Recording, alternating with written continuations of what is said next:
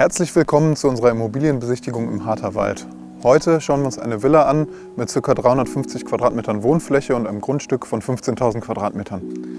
Durch die Eingangstür gelangen Sie zu einem großzügigen Foyer mit einem direkten Zugang zur Doppelgarage.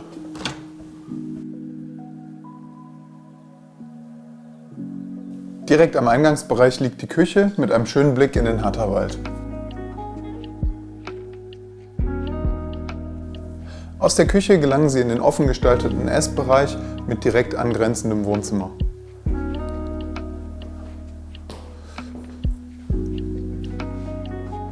Direkt am Wohnzimmer befindet sich ein ganz besonderes Highlight, ein offenes Zimmer mit einem Blick in den schönen Garten. Ebenfalls im Erdgeschoss liegt ein Hauswirtschaftsraum zum Erledigen der alltäglichen Aufgaben. Daran angrenzend befindet sich ein weiterer Hauseingang mit einer separaten Treppe, wodurch man eine Einliegerwohnung im Obergeschoss schaffen könnte. Aus dem Wohnzimmer gelangt man über eine massive Holztreppe ins erste Obergeschoss.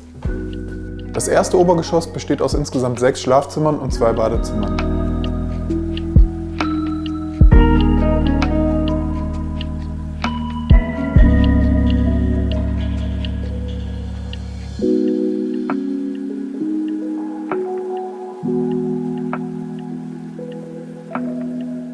Ein besonderes Highlight ist das damals als Arbeitszimmer genutzte Zimmer mit einer sehr hohen Deckenhöhe, großer Helligkeit durch große Fenster und einem Zugang zum Balkon.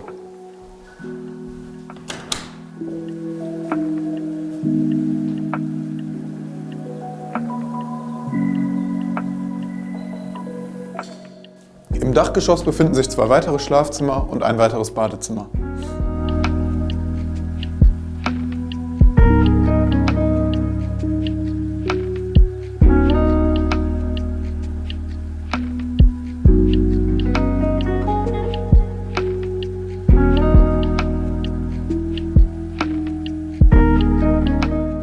Durch die großzügig angelegte Auffahrt gelangen Sie über ein elektrisches Tor direkt in den Hartherwald und haben damit das Naherholungsgebiet direkt vor der Haustüre.